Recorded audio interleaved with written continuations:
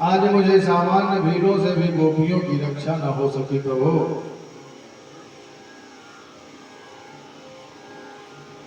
हे महाराज,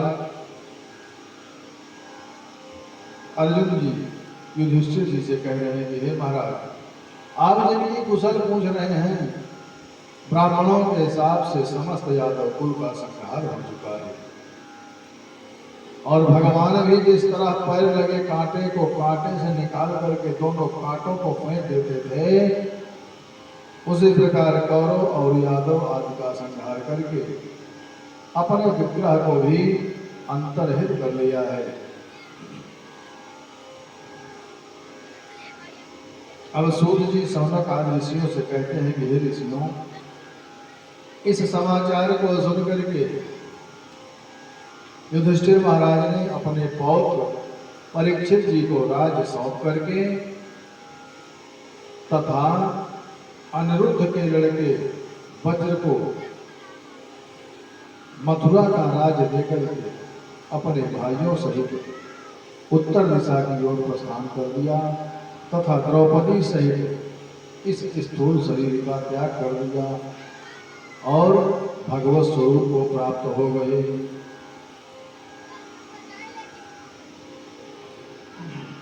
अब सूत जी कहने लगे ऋषियों से कि हे ऋषियों, राज सिंहासन पर आसीन होने के बाद में महाराज परीक्षित ने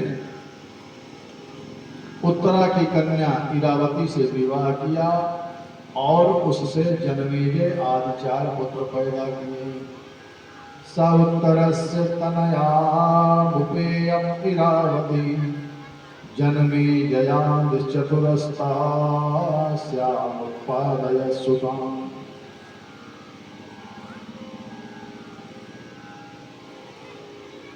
अब एक बार विशाल सेना लेकर के अनेक राजाओं को भद्रास, केतुमाल, उत्तर भारत, कुरु एवं किम पुरुष आदि के राजाओं को जीत करके वहां से भेंट प्राप्त करके हर देश और प्रदेश में अपने पूर्वजों और श्री कृष्ण की प्रशंसा सुनते हुए प्रसन्न होते हुए जा रहे थे।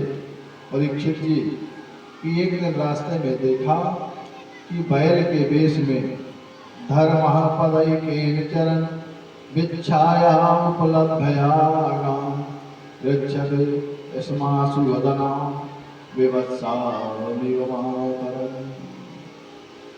रास्ते में जाते हुए देखा कि बैल के वेश में धर्म को केवल एक पैर से खड़ा और पृथ्वी को गौ के वेश में बाल विहीन माता की तरह आकुल देखा।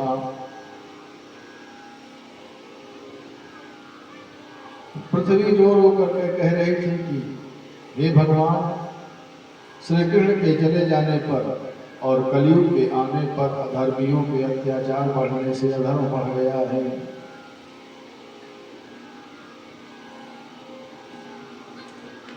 उन दोनों को एक राजा जैसा वेश वाला पुरुष हाथ में डंडा लेकर के पीट रहा था। महाराज परीक्षित ने देखा कि बैल सफेद कमल रज्जु की तरह सफेद रंग का है। भय से भयभीत होकर के मूत्र और आंखों से अश्रुधारा बहा रहा है और गाय जिसका बछड़ा भी उसके पास नहीं था, बड़ी दुर्बल लाचार होकर के रो रही थी। भूखी गाय को इस तरह प्रताड़ित देख करके महाराज परीक्षित ने धनुष तान करके मेघ जैसे गंभीर वाणी में पूछा, कस्त्वं मच्छरणे लोके बलाध्वं स्वलां बली नरदेवोऽसि वेषेण नटवत्कर्मणा तुजः। बड़ी ही गंभीर वाणी में पूछा कि अरे, तुम वेश से तो राजा दिखाई देते हो, परंतु मेरे राज्य में जिसका एकमात्र स्वामी मैं ही हूं, तुम इन निरपराधों पर हाथ उठाने वाले कौन हो? तुम्हारा कर्म अक्षम्य है, जो तुमने कार्य किया है वो क्षमा योग्य नहीं है। तुम अवश्य ही मृत्युदंड के पात्र हो। इसके बाद महाराज ने बैल रूपी धर्म से पूछा कि आपके 3 पैर किसने काट दिए?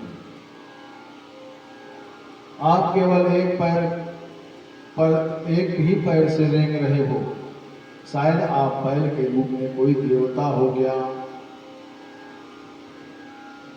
गौ माता, आप दुखी न हो।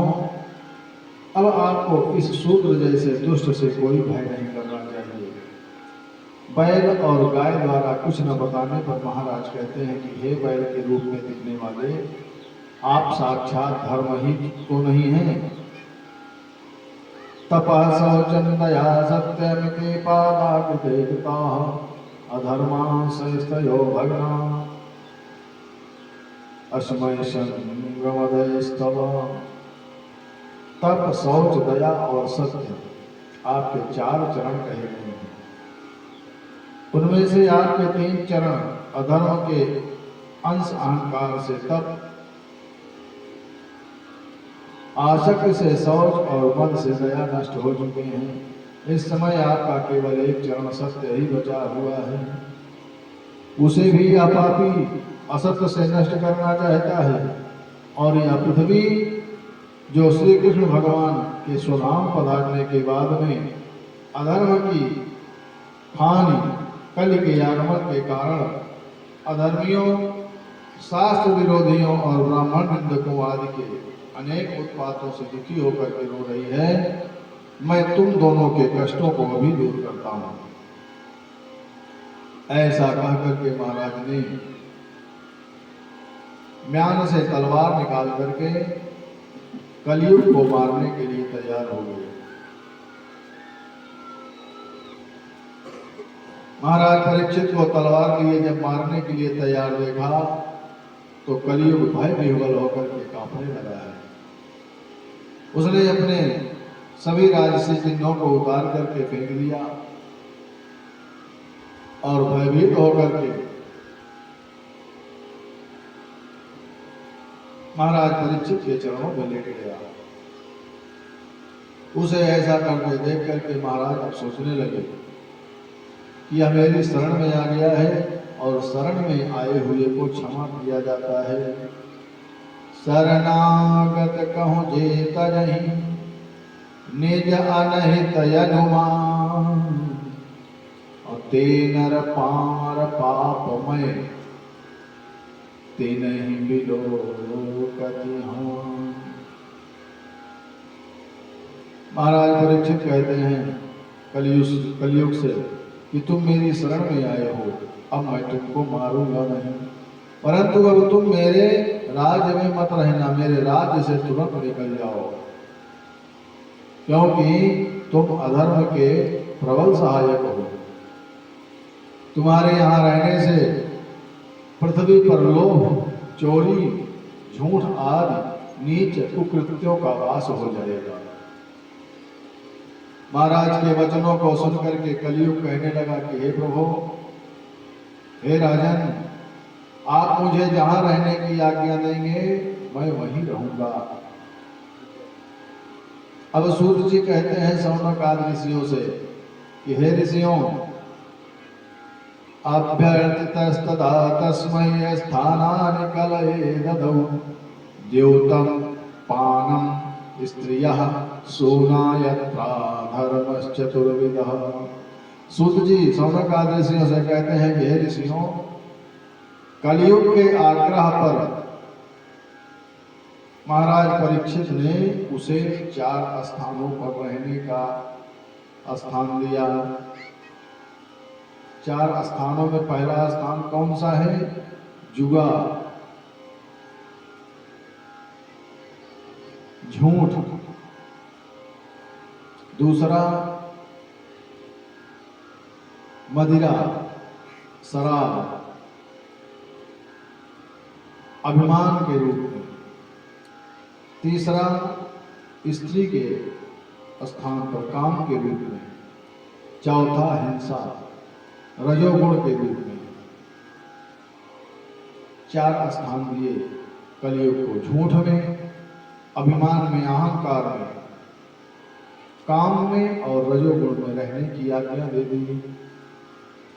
कलयुग ने एक स्थान की याचना और की कि हे प्रभु, सब गड़बड़े जगह दिए हो आप हमको, कुछ एक आध अच्छी जगह भी दे दो। याचना करने के पश्चात महाराज ने उसको स्वर्ण में भी स्थान दे दिया, शत्रुता में भी स्थान दिया, 5वां स्थान दिया स्वर्ण में। इन 5 में क्रमशः झूठ, अभिमान, काम, रजोगुण और शत्रुता का निवास होता है। अपना कल्याण चाहने वालों को इनका सेवन नहीं करना चाहिए। जीव को चाहिए कि अगर अपना कल्याण चाहता है तो झूठ से बचे, अहंकार से बचे, काम से बचे, रजोगुण बहुत राजसी व्यवस्था में न रहे और शत्रुता से बचे, ईर्ष्या द्वेष से बचे। अपना कल्याण चाहने वाले जीवों को इन सब कामों से बचना चाहिए। अब सूत हुआ, सूत जी कहते हैं नान्योत्तिष्ठ कलिम सम्राट सारंगमेव सार्भुग कुशलान्यासु सिद्धन्ति नेतराणि पितान्यत। सूत जी कहते हैं कि जैसे भ्रमण सारंगग्राही होता है, उसी तरह महाराज परीक्षित भी सारंगग्राही थे।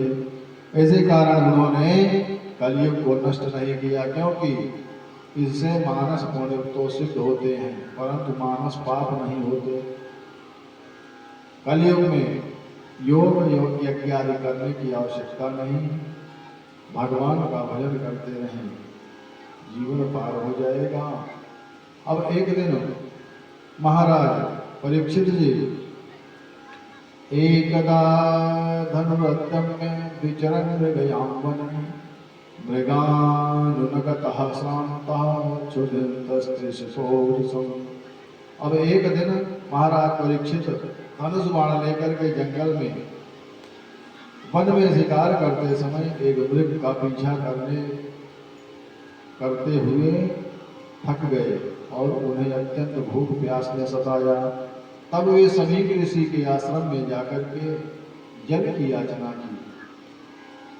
ऋषि उस समय ध्यान में बैठे थे, अतः उनको किसी के आने का आभास ही नहीं हुआ। जब महाराज ने देखा कि इस आश्रम में मुझे आसन, आतिथ्य कुछ भी नहीं मिला, मेरा स्वागत नहीं हुआ, तो वे क्रोधातुर होकर के, क्रोध में होकर के पास में ही पड़े हुए मरे हुए सर्प को धनुष की नोक से उठा करके समीप ऋषि के गले में डाल करके अपने नगर को चले गए। आश्रम वासियों ने यह समाचार कौशिकी नदी में स्नान कर रहे ऋषि के पुत्र श्रृंगी से जाकर के बताया।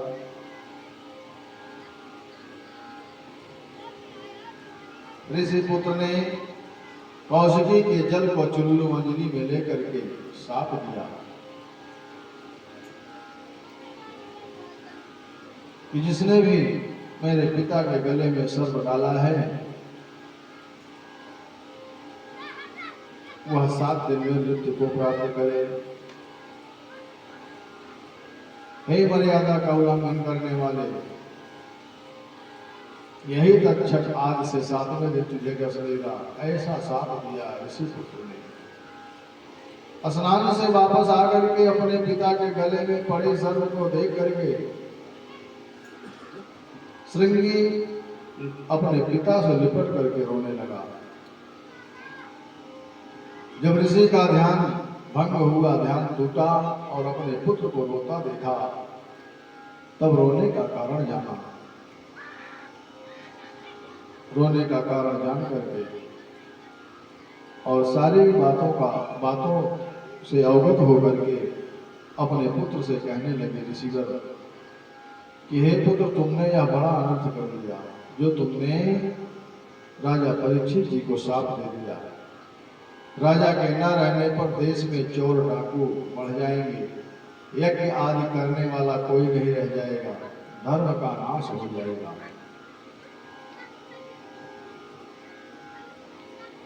ऋषि ने अपने प्रिय शिष्य गौरमुख आदि के द्वारा महाराज परीक्षित के पास साप की सूचना भिजवाई।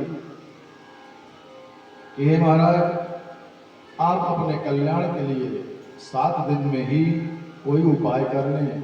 संतों के विचार से विचार ऐसे होते हैं कि अपराध करने वाले पर भी दया करते हैं।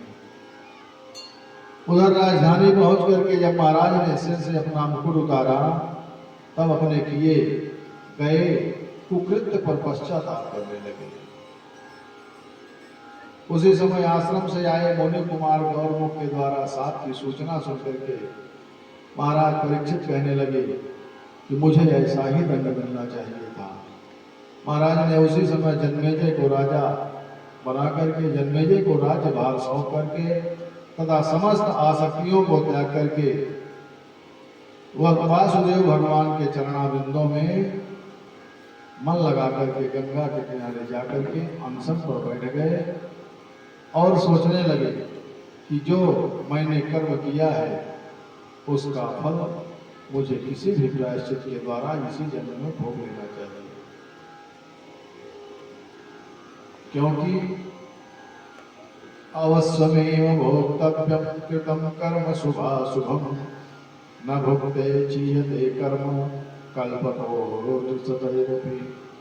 क्योंकि कर्म का फल बिना भोगे 100 करोड़ कल्प में भी क्षय नहीं होता है। जब तक आप उसको भोग नहीं लेंगे तब तक आपको चाहे 100 करोड़ कल्प में भी जन्म लेना पड़े, आपके द्वारा किए गए कर्मों का फल आपको भोगना ही पड़ेगा। महाराज परीक्षित सोच रहे हैं कि जो होना था वही हो रहा है। महाराज के गंगा किनारे पहुंचने पर वहां पर अत्रि, वशिष्ठ, च्यवन, देवल, जमदग्नि, भरद्वाज, गौतम, अगस्त्य, परशुराम, व्यास जी और नारद आदि ऋषि मुनि अपने अपने शिष्यों के साथ में गंगा जी के किनारे आ गए हैं। महाराज ने सबका समयोचित स्वागत किया और सबको आसन देकर के बिठाया है। महाराज संत समाज से विनती करने लगे कि हे प्रभु, जिस प्राणी का अंत समय निकट हो उसे अपनी मुक्ति के निमित्त क्या करना चाहिए। संतों का विचार विमर्श चल ही रहा था कि तभी वहां पर घूमते हुए अवधूत वेशधारी श्री सुखदेव जी, जिनकी बड़ी बड़ी भुजाएं थी, शरीर पर कोई वस्त्र नहीं था, उनकी कांति देवताओं जैसे थी और बाल फैले हुए थे, उनको आता देख करके सारी सभा खड़ी हो गई। राजा परीक्षित और सारी संत समाज ने श्री सुखदेव जी का स्वागत किया। पूजा करके उच्च आसन पर विराजमान करके चरणों में महाराज ने सिर रख दिया और महाराज अपने को परम सौभाग्यशाली मानने लगे कि आज मेरे ऊपर भगवान की बड़ी असीम कृपा हुई है। तभी तो जो गृहस्थों के घर गोदोहन जितने समय तक ठहर कर मेरा कल्याण करने आ गए हैं, पधारे हैं। बड़े भाग्य जब जानिए जब मिलने आवे संत, और संतन को मिलनो करें सब कष्टन को अंत। राजुवाच अतः पृच्छामि सत्सिद्धिं योगिनां परमं गुरुं, पुरुषेह यत्कार्यं नृयाणास्य सर्वथा। राजन कहते हैं कि हे प्रभु, आप तो योगियों के परम गुरु हैं। मैं आपसे यह पूछता हूँ कि जो सर्वथा मरणासन्न है उस प्राणी को कल्याणकारी कौन सा कार्य सिद्ध करना चाहिए। हे प्रभु, आप सामर्थ्यवान हैं, मुझ पर कृपा करिए। हे प्रभु, कृपा करके सत्कर्म तथा त्याज्य कर्मों को भी बताने की कृपा करें। महाराज ने श्री सुखदेव जी महाराज से अपने कल्याणार्थ प्रश्न किए।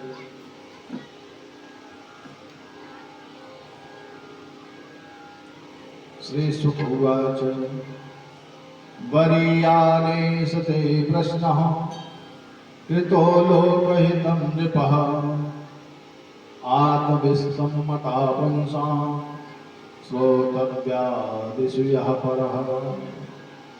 श्री सुखदेव जी कहते हैं कि हे राजन, आपने मनुष्यों के सुनने योग्य विषय में जो प्रश्न किया है, यह अति उत्तम, सबका हित करने वाला तथा आत्मविद पुरुषों को ही मान्य है। हे राजन, प्राणियों को मानव शरीर पाकर के धन, स्त्री, संपत्ति तथा शरीर आदि में आसक्त नहीं होना चाहिए। मानव जन्म का श्रेष्ठ लाभ यह होना चाहिए कि अंत समय में उसे भगवान नारायण की स्मृति हो जाए। अंत समय में जीव को प्रभु की स्मृति हो जाए। अतः भगवान की लीलाओं का स्मरण कीर्तन ही इस नश्वर शरीर का पुनीत कर्तव्य है। यह संसार जीव का सदैव रहने का स्थान नहीं है। ये संसार जो है जीव के रहने का सदैव स्थान नहीं है, यहाँ से जाना ही है। इस संसार में किसी को रहना नहीं है, एक न एक दिन सबको जाना है। इस संसार में रहते हुए अपने जीवन को, अपने मन को भगवान में लगा दो, तभी यह जीवन सफल है। आइए एक छोटे से भजन के माध्यम से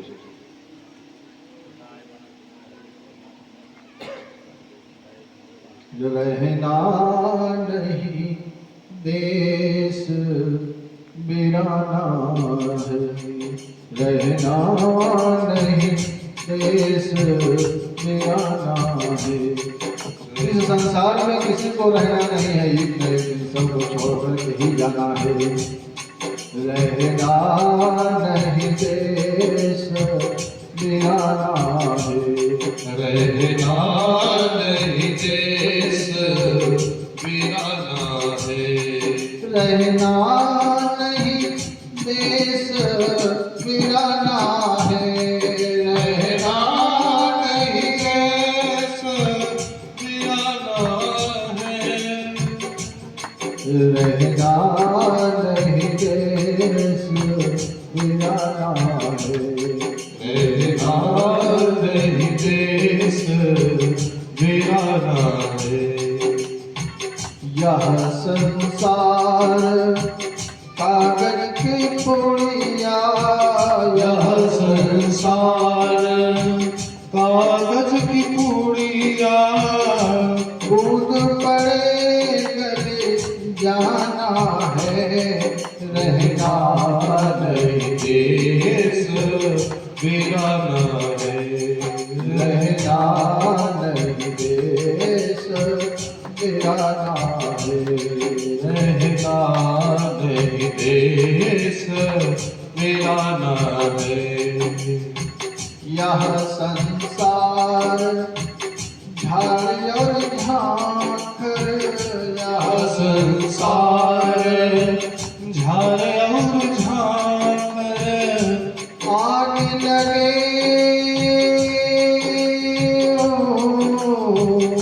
आग लगे पर जाना है। रहना नहीं देश बिराना है, रहना नहीं देश बिराना है। यह संसार कांटों की बारी, यह संसार कांटों की बारी, उलझे उलझे मरी जाना है। हो उलझी उलझी मर जाना है। रहना नहीं देश बिराना है, रहना नहीं देश बिराना है। कहत कबीर सुनो भाई साधो, कहत कबीर सुनो भाई साधो, सतगुरु नाम ठिकाना है। सतगुरु नाम ठिकाना है। रहना नहीं देश बिराना रे। रहना नहीं देश बिराना रे।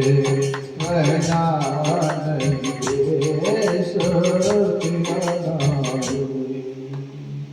बोलिए श्रीमद् भागवत महापुराण की जय हो। अतः प्राणियों को कुछ न कुछ समय निकाल करके प्रभु के नामों का संकीर्तन भजन करना चाहिए, सत्संग करना चाहिए। हे राजन, हर प्राणी से नित्य 5 स्थानों पर हिंसा होती ही रहती है। कौन कौन से स्थानों पर? पहला चूल्हा, दूसरा चक्की, तीसरा जल रहने के स्थान पर, और चौथा ओखली, और 5वां झाड़ू लगाते समय। परंतु प्राणी इन बातों पर कम ध्यान देते हैं।